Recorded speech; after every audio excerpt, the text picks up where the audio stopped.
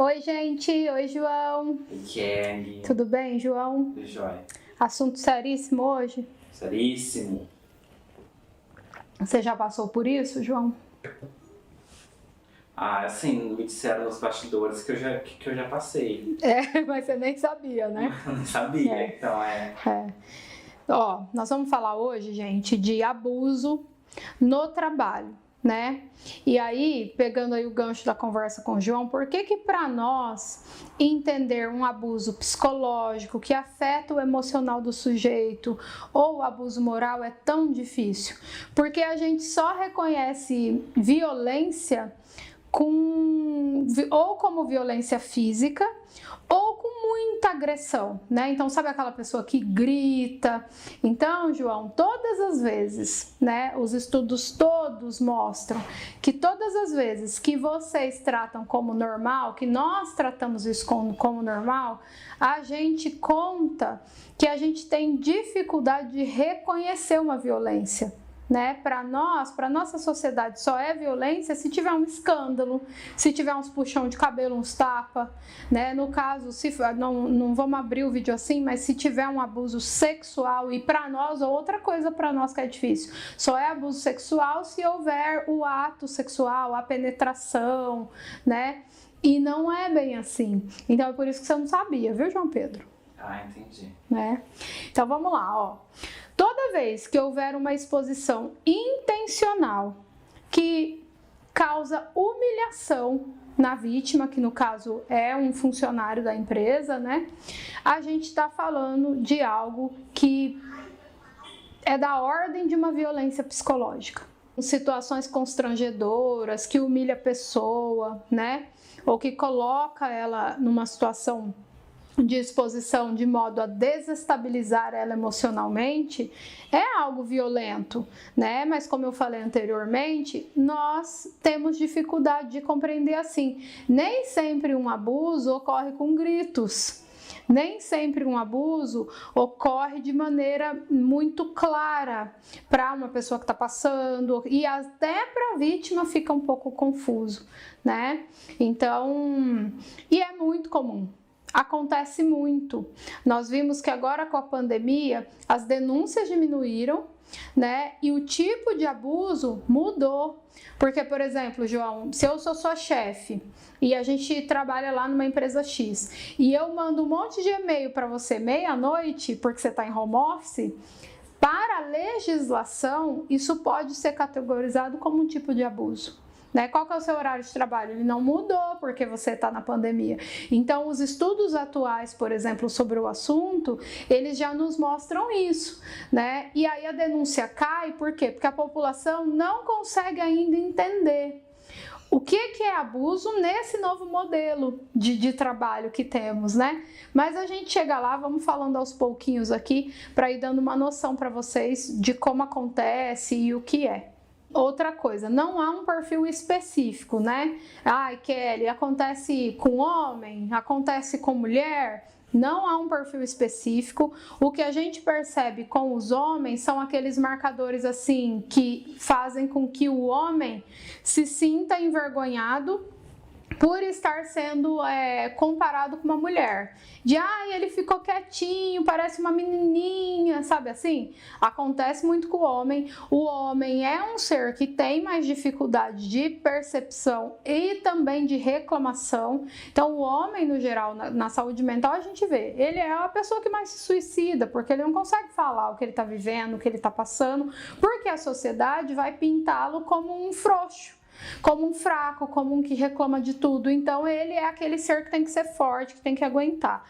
Acontece bastante abuso e assédio psicológico e moral com o homem, mas em termos de números e de denúncias, por causa que esses outros públicos falam mais sobre o assunto, a gente vê que a maior vítima é a mulher, né? Tanto para o moral e psicológico quanto para o sexual. A mulher é muito vista numa empresa que tem outros homens ainda como um objeto, né? Então ela acaba sendo uma vítima mais comum. Os homossexuais, e aí assim, as pesquisas mostram, gente, homossexuais, mas aqui é um canal de psicologia, então todo público, né? Transsexuais, agora a mulher cis, que é a mulher hétero também, mas a mulher lésbica, né? Os pansexuais. Então, assim, se você não é heteronormativo na nossa sociedade, você já está correndo risco. Então, mas nos estudos aparecem como homossexuais. Os idosos e as pessoas portadoras de deficiências. Esse grupo são grupos que a gente mais percebe que sofrem esse tipo de assédio, abuso psicológico e moral dentro da empresa, e a mulher indo também para o sexual. Quem que pratica esse tipo de abuso na empresa? No geral, são pessoas de cargo de liderança, João. Então, os chefes, os gerentes, os supervisores, os encarregados, né? É quem mais pratica esse tipo de abuso e, acredite, até o sexual. Mas é bastante comum a prática entre os colegas. Então, por exemplo, eu e você, a gente se junta e todo dia que a gente vê a nossa colega X na empresa, a gente faz a mesma piada, né? Isso é um abuso e um assédio. E aí a gente pode falar, na nossa cultura, por exemplo, a gente vai dizer, né? Ah, imagina, mas é só uma brincadeira. Todo dia a gente faz isso com a mesma pessoa. É tipo a criança que sofre bullying na escola, só que é na empresa. Exatamente, João Pedro. E, gente, o João não gosta de chamar ele de João Pedro. De vez em quando eu solto um João Pedro, né? Um vídeo sério, de um caso sério. E aí eu falei João Pedro, ele ficou todo vermelho. É por isso que eu tô contando. É sobre isso. Quais os motivos que levam essas pessoas a cometerem esse tipo de abuso? Então, João, aí a gente começa a ter os primeiros problemas para identificação, né? Nem sempre os motivos são claros, né? Muitas vezes, quando você questiona o abusador, ele não sabe por quê, né? As razões e os motivos nem sempre são claros e racionais.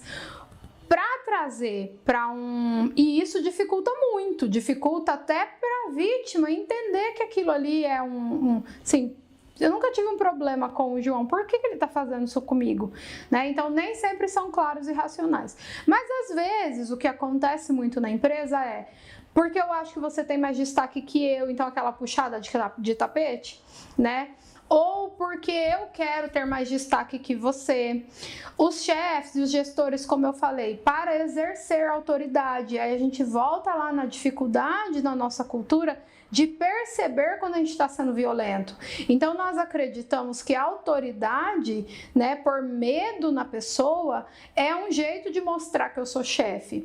Para o mundo da psicologia, eu vou dizer que é um chefe despreparado, é um chefe mesmo, não é um líder, não entende de comportamento de pessoa, porque para ser líder, independente de qual área que seja, é muito importante você entender de pessoa, muito mais importante do que entender o produto lá da empresa que você trabalha.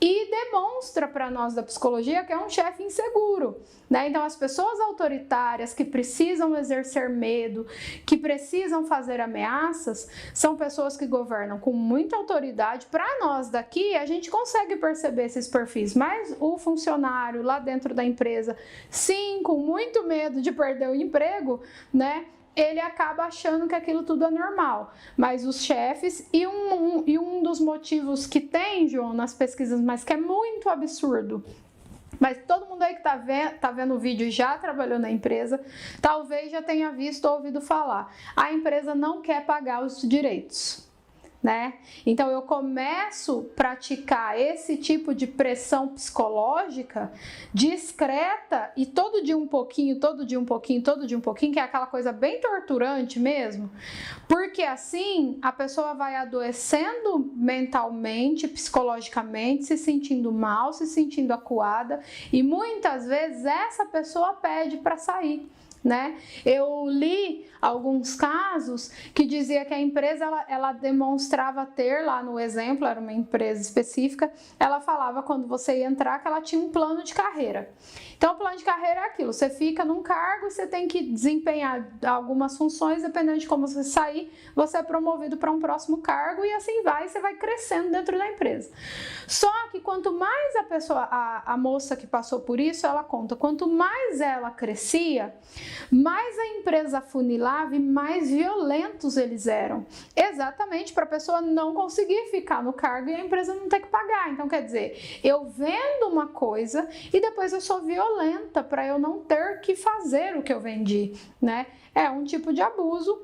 E as pessoas, o funcionário, até ele entender o quanto aquilo está sendo nocivo para ele acha que é assim mesmo, que tá tudo bem. Então é complicado de responder o porquê. Porque pode ser, João, simplesmente porque eu não vou com a sua cara, né? Pode ser. Mas tem esses motivos aí, entre outros. Mas nem sempre eles são claros e racionais, não. Você quer falar alguma coisa? Já viu alguma coisa assim? Então, assim, sem querer citar nomes, né? Mas eu passei por alguns estágios enquanto eu estava na faculdade. E tem aquele discurso assim, estagiário é humilhado mesmo, estagiário tem que aceitar. Como se fosse tudo bem, né? Né? Enfim.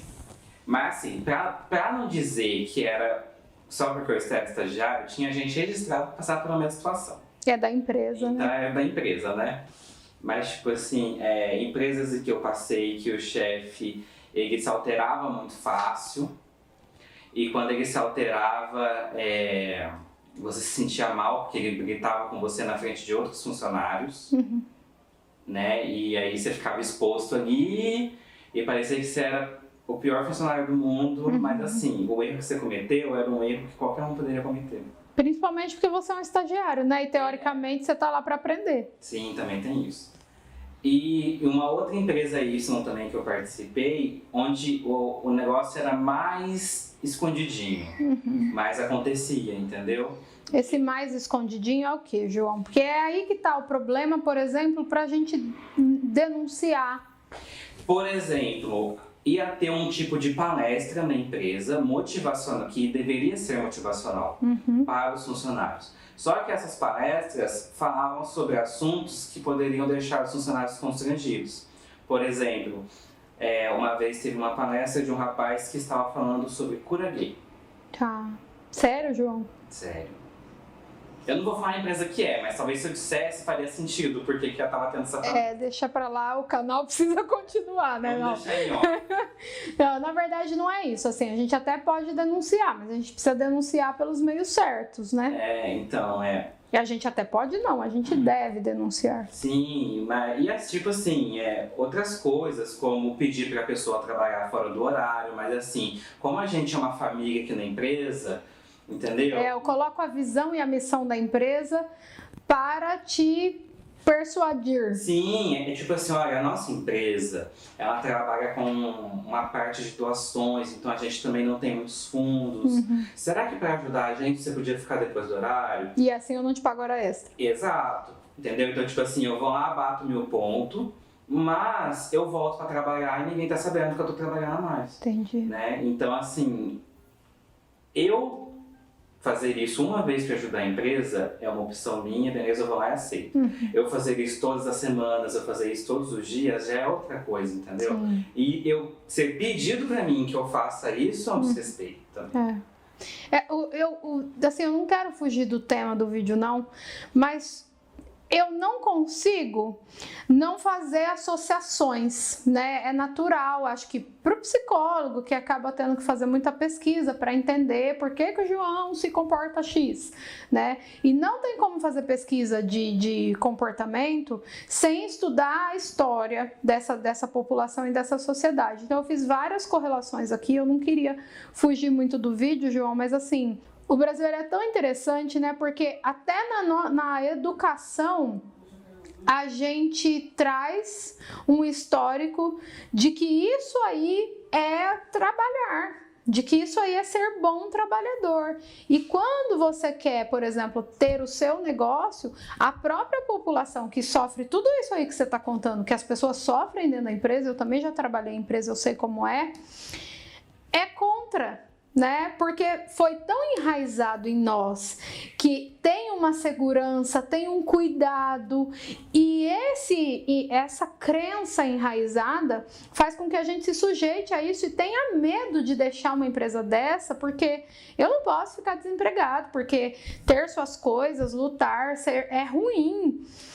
E eu não tenho como ouvir isso e não pensar, gente, o negócio foi muito bem amarrado pra gente virar um monte de robô.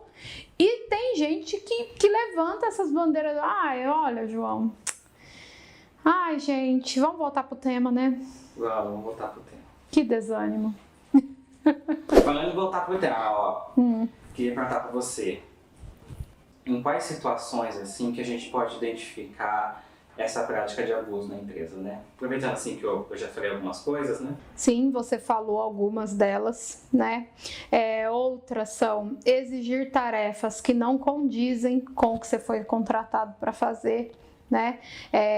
Tem essa coisa, eu fui contratada para a função X e aí eu começo a ser exigida da função YZ. Isso acontece muito, por exemplo, com o estagiário, né? Mas também acontece com a pessoa lá que é contratada mesmo da empresa. Isso é uma questão.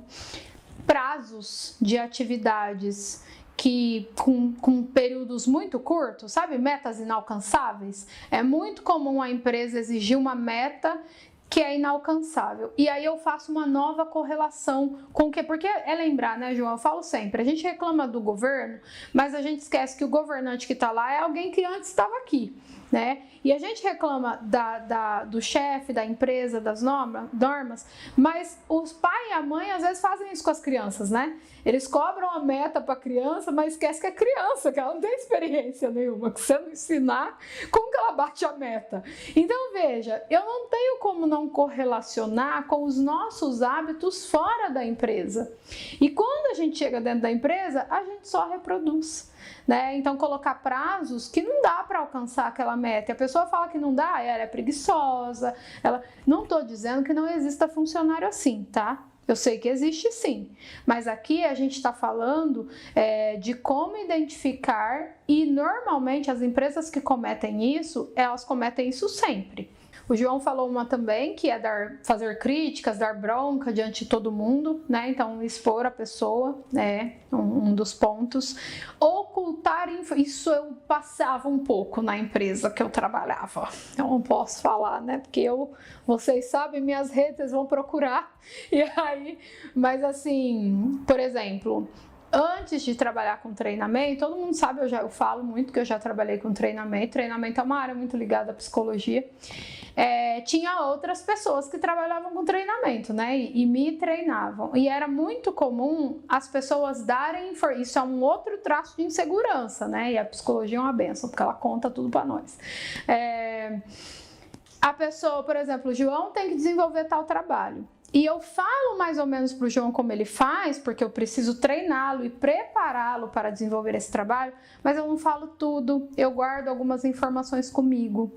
E aí, além do João fazer o negócio meio capenga, porque eu não dei toda a informação, eu via que era um jeito assim da pessoa se vangloriar na hora que a informação precisava, de que ela sabia. Mas assim, gente, o papel do instrutor de treinamento é falar tudo, né?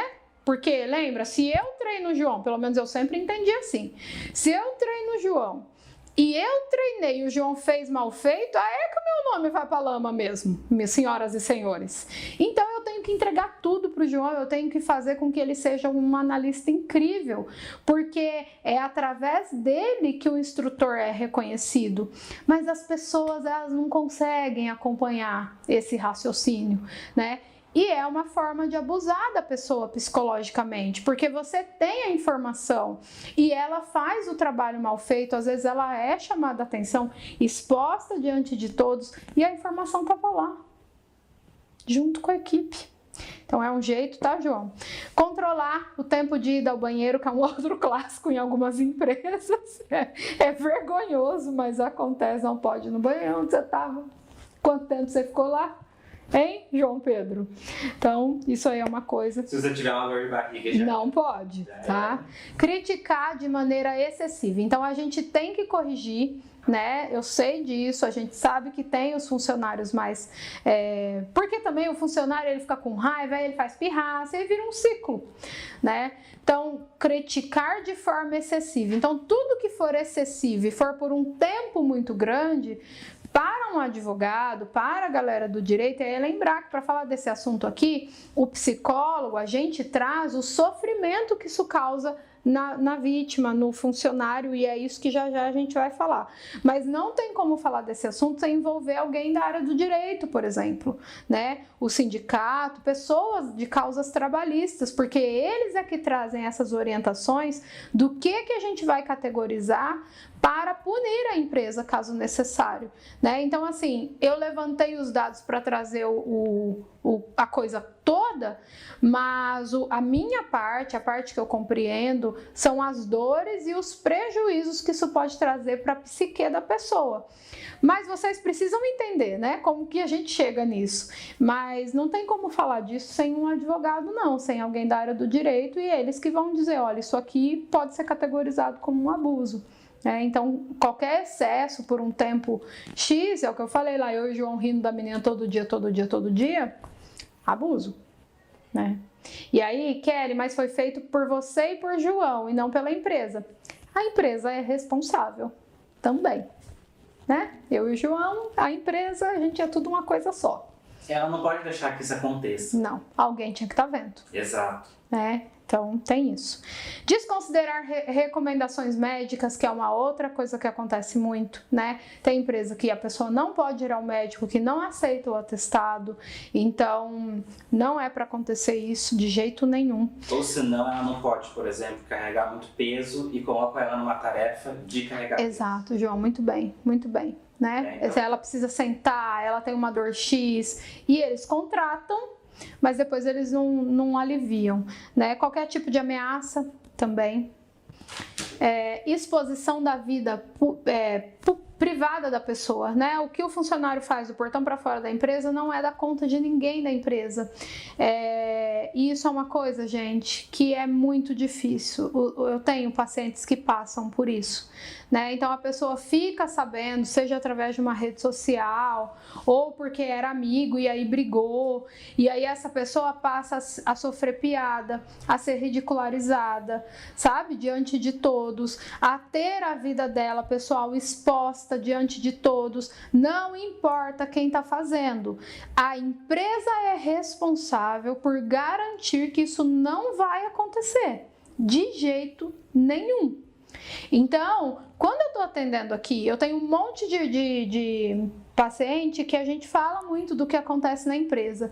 E eles reclamam, e eles têm muita dificuldade de entender que está faltando o pulso da gestão. Eles ficam odiando os colegas entre si, mas é uma falha normalmente de gestão, porque ninguém está vendo isso. Então, de jeito nenhum. O que eu faço na minha vida privada, né, o que eu posto na minha rede social, não pode ser usado para me ridicularizar dentro da empresa, de maneira nenhuma. E aí a gente cai de novo na mania nossa da nossa cultura de imagina, mas é brincadeira. Não é brincadeira. Se está causando um dano psicológico, não é brincadeira. E acreditem, causa depressão e até suicídio. Tem que tomar cuidado, isso não é brincadeira. Então, teve uma época que eu não sei se isso aconteceu com você, mas teve uma época que eu fui fazer o curso de RH, essas coisas, e o professor falou que estava começando a ser comum, era no auge das redes sociais, né? Estava começando a ser comum, assim, a gente mandar o currículo e no currículo constar o endereço do Facebook da pessoa. E a empresa, olha, né? ao ir contratar, olhar o Facebook da pessoa para decidir se contratava ou não, tipo assim, como se fosse um dos critérios, entendeu? Sim.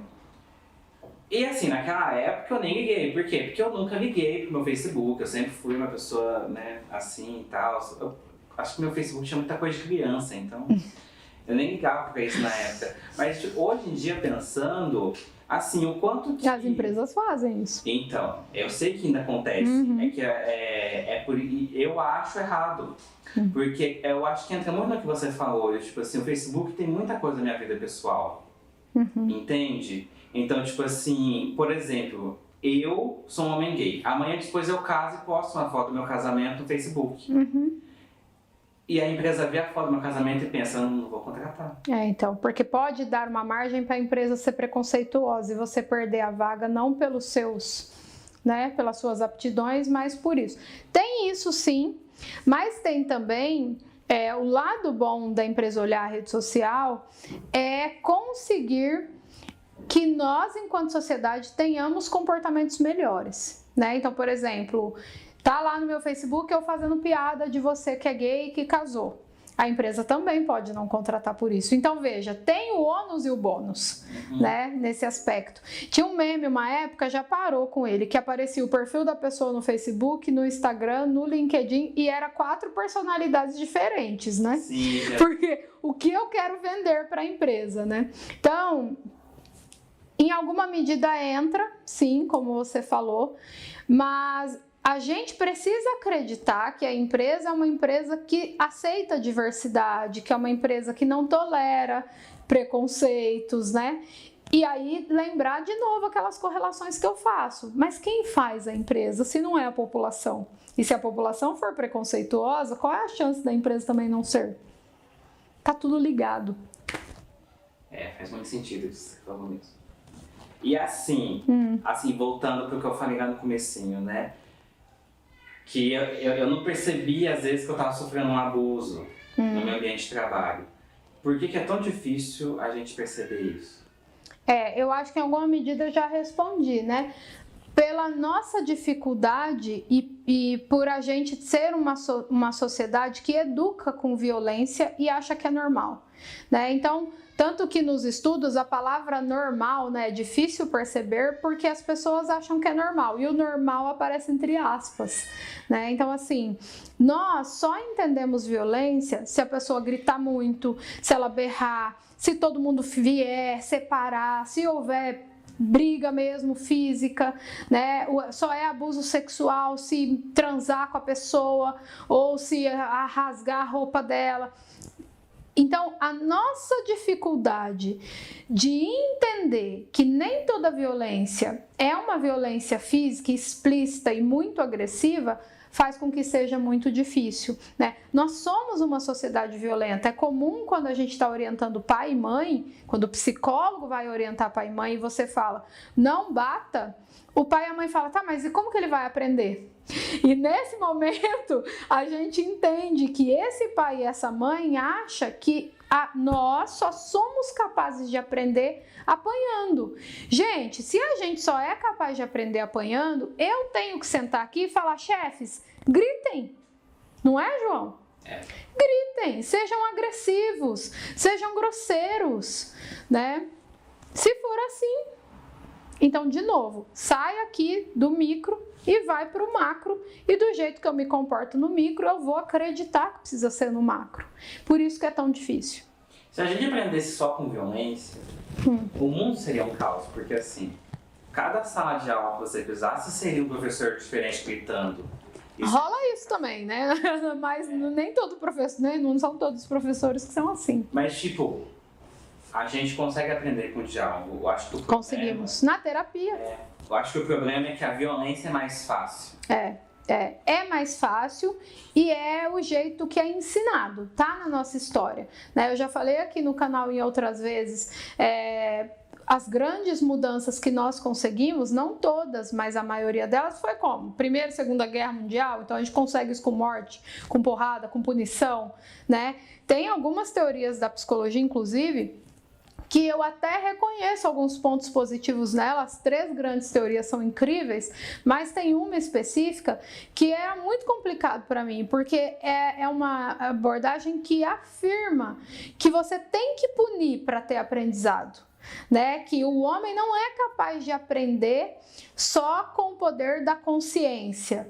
E poxa, eu não consigo achar que isso é possível, né? Eu entendo que nós temos uma facilidade de mudança quando a gente acha que vai ganhar alguma coisa, né? E quando a gente acha e quando é uma grande necessidade nossa, mas não necessariamente que tem que ter punição, que tem que ter grito, que tem que ter prisão, que tem que... Mas, Kelly, é assim que acontece. É assim que acontece porque a gente só acredita nesse modelo, a gente não topa testar outro. Acabei de dizer, né? Não bate no seu filho. Tá, mas então como que ele aprende? Quer dizer, você tá dizendo pra mim que não tem outro jeito. E você não quer nem tentar. Sim, o outro jeito dá mais trabalho. Será que é isso?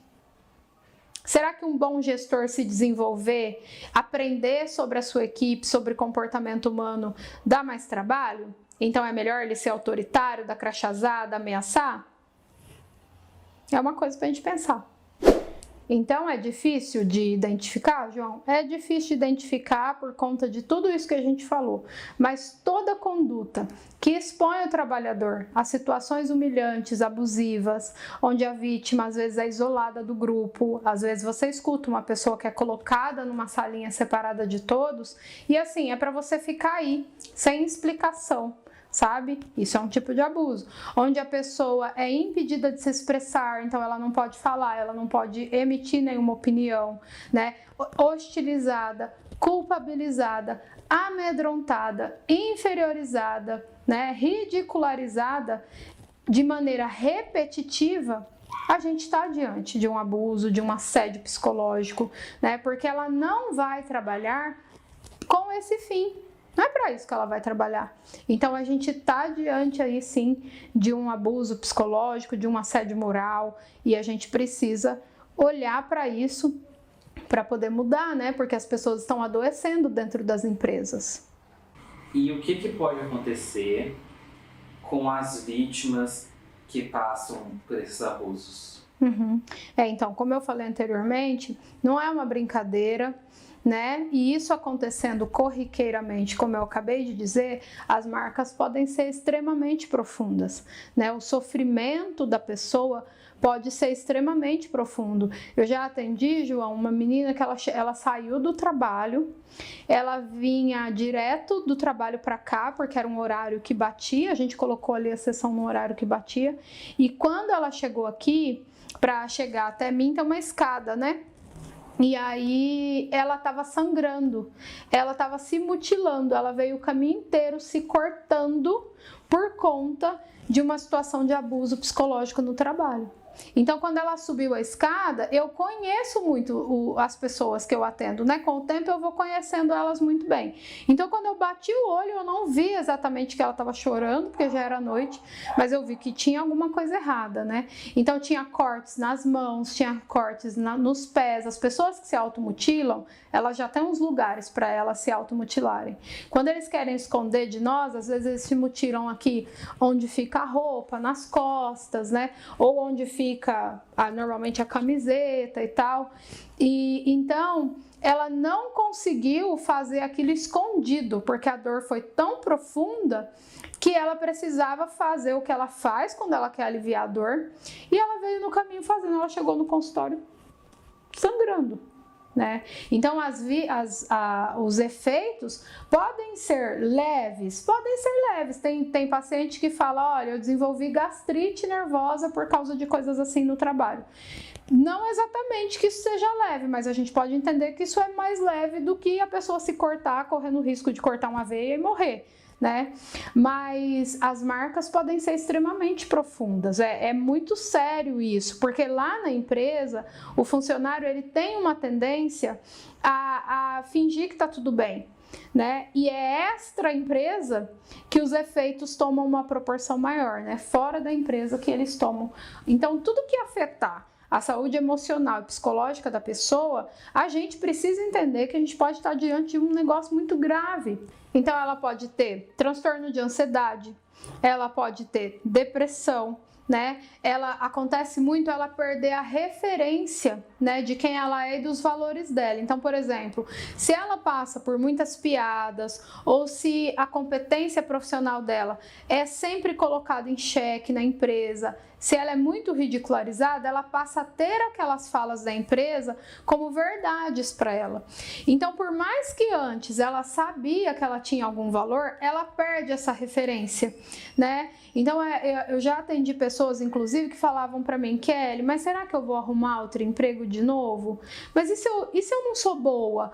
Então, o problema do abuso psicológico, gente, e de um tipo de assédio assim, que é toda vez, e a pessoa fica muito exposta àquilo, é que há uma perda, há uma desconstrução de quem ela é, há um apagamento do sujeito, né? E a pessoa, ela começa a questionar, nossa, mas será que esse chefe tá certo mesmo? Será que eu tô inventando? Né? Porque quando ela começa a reagir, eu vou falar daqui a pouco para vocês, ela é colocada como louca, como está se fazendo de vítima. Então, toda essa confusão e a nossa dificuldade de identificar e de tratar a violência como violência é enlouquecedor para a pessoa, né?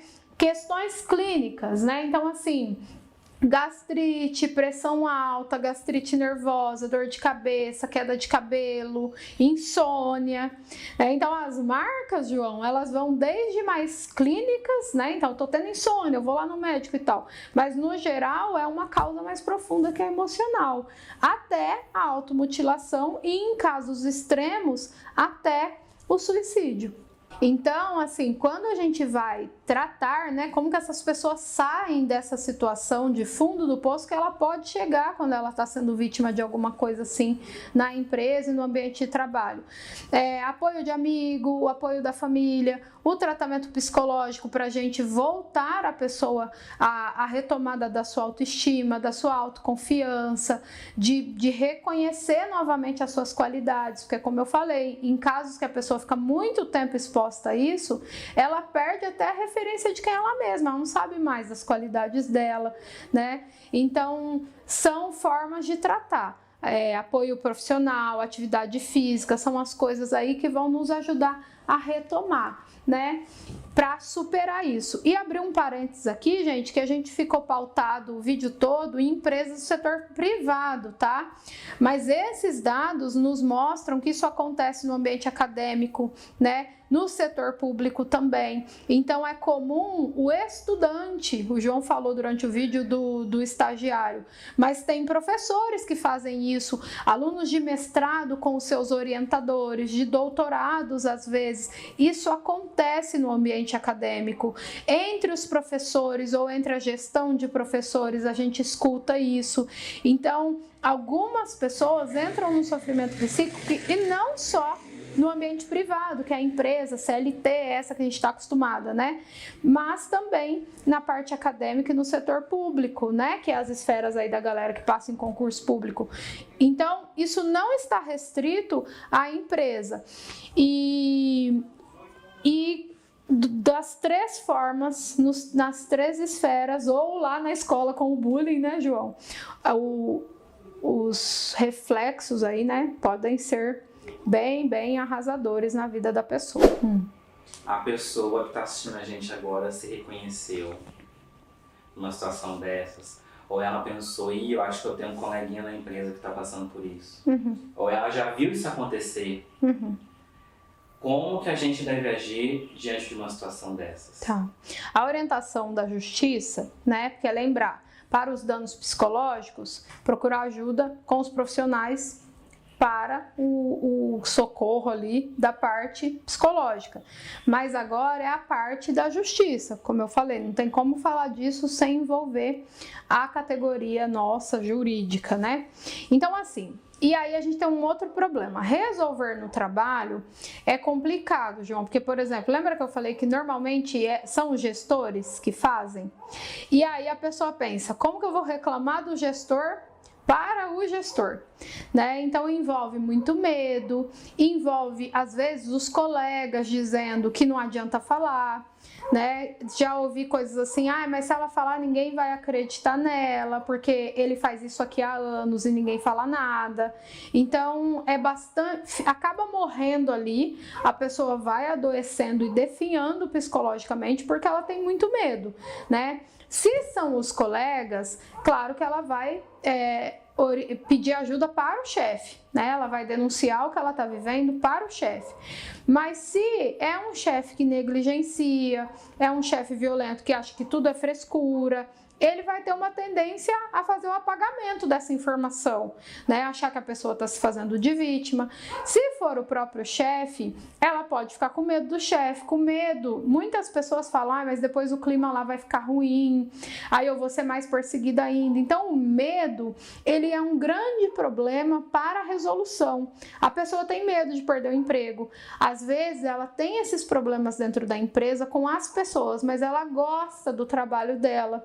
Às vezes ela tem grandes responsabilidades financeiras em casa e a gente sabe que a questão jurídica é muito morosa, né? Então vai dificultando, mas a orientação é, se for a equipe falar com o chefe, se for o chefe, aí você tem que procurar as outras instâncias, né? Então às vezes um RH, um departamento pessoal, porque tem empresas que são abertas para esse tipo de denúncia dentro da própria empresa, né? Mas também a CIPA. Agora eu vou ter que colar um pouquinho, tá, João? Tem um outro órgão que é SESMT, que é um sindicato aí profissional da categoria. No geral, eles têm um corpo jurídico, isso é uma sigla, tá? Põe aí, Júlio, também, porque agora eu já não sei, gente, agora não é comigo. Esses pontos são pontos que estão preparados para orientar o funcionário que vai fazer esse tipo de denúncia. Então, olha, tentei dentro da empresa, não foi. Junto ali com o chefe, não foi. Tentei no RH ou no DP, não foi? Eu tenho essas subcategorias aí. Caso não haja êxito, a orientação é que o Ministério do Trabalho, ele é muito firme quando ele recebe esse tipo de denúncia. Então aí o funcionário ou alguém, como o João falou que percebeu, sai da esfera da empresa e vai buscar uma ajuda do lado de fora. Denúncia para o Ministério Público do Trabalho, costuma dar certo. Todo tipo de prova que essa pessoa tiver, e aí eu sei que é difícil, às vezes o colega tá do lado, ele tá vendo, mas ele não quer se envolver, né? Mas se tiver alguém que queira, aí você vai precisar de um advogado também. Quando as coisas começarem a ser apuradas, né? Todo print de conversa é evidência. Tem chefe, gente, que assedia sexualmente as funcionárias pelo WhatsApp. Kelly, mas como que é sexualmente se ela não saiu com ele? E aí lembra lá que eu falei? Não precisa haver penetração e sexo propriamente dito para categorizar como abuso sexual, gente. E diferente do abuso moral, que não tem uma lei específica, né? Tem como apurar e punir a empresa. O Ministério Público não vai deixar isso passar. Mas o assédio sexual é crime, né? O assédio sexual tem lei específica para ele. E para nossa lei, se ele falar para ela assim, olha, sai comigo hoje, né? Sai comigo hoje que amanhã eu deixo você ficar lá na máquina X. Por que eu tô dizendo esse exemplo do eu deixo? Porque o jurídico foi percebendo que toda possibilidade, toda tentativa de abuso sexual, todo assédio sexual, quando ele vem de uma gestão, ele vem como oferta, sabe?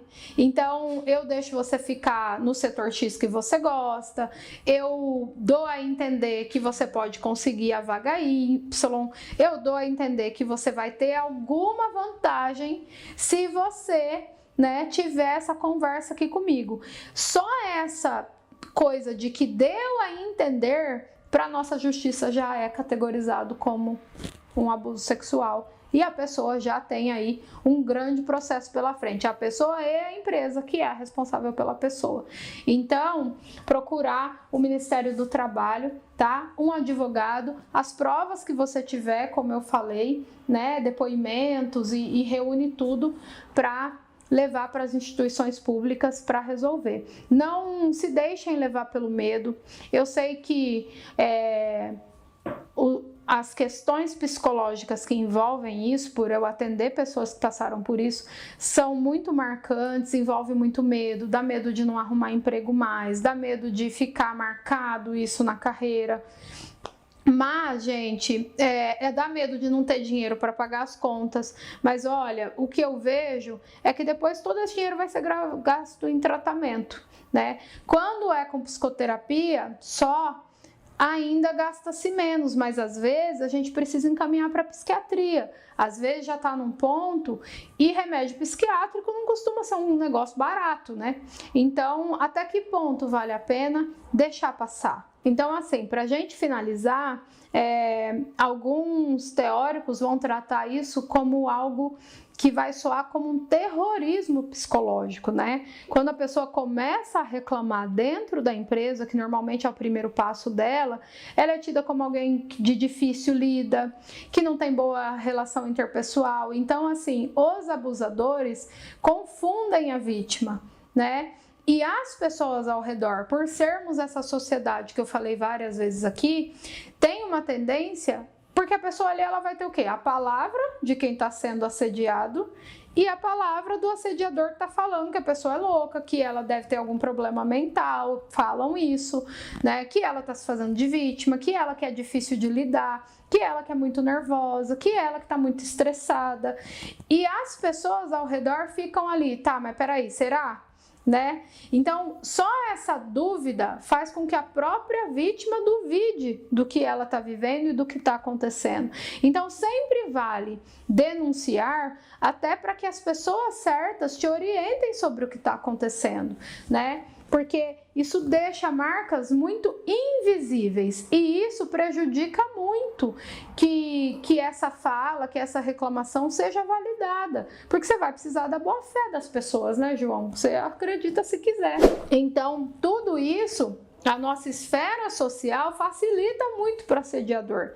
Denunciem, tá? Não aceitem viver assim. Tem muita empresa por aí, as empresas estão percebendo, quanto mais a gente fala, mais as empresas precisam se adequar, precisam cuidar de quem são os chefes, quem é o corpo de RH, quem são os colegas, mais a empresa tem que se responsabilizar em nos desenvolver, né, em como que a gente vai se comportar com o colega e todo mundo ganha. Então, não falar sobre isso é que é o problema. Ter medo de falar é que cada vez mais nos distancia de uma melhora, né? Porque todo mundo ganha, a empresa ganha, o funcionário ganha, os colegas ganham, todo mundo ganha se a gente começar a dizer sobre essas coisas da maneira certa, para os órgãos certos, para que as mudanças cheguem, mesmo que a passos curtos. Quer falar mais alguma coisa, João? Ai, não sei, acho que a gente falou tanta coisa, né? É um vídeo, eu sempre tento deixar leve, mas é pesado, né? É um assunto pesado, é um assunto que não é simples. Se a gente quisesse ficar aqui, depoimento sobre não falta, né? Então, não tem como ser um vídeo assim de 2 minutos para falar de tudo que precisa, não. E é muito sério e talvez a gente até deva voltar nesse assunto mais para frente. É isso? Com certeza. É isso. Espero que vocês tenham gostado. Não aceitem passar por isso. Peçam ajuda, tá? Ajuda psicológica, ajuda jurídica. Peça mesmo. E as empresas é que precisam se adequar. Não é só o trabalhador que precisa da empresa. A empresa também existe porque o trabalhador existe. É um ciclo. Beijo. Até semana que vem. Tchau, João. Tchau, Kelly.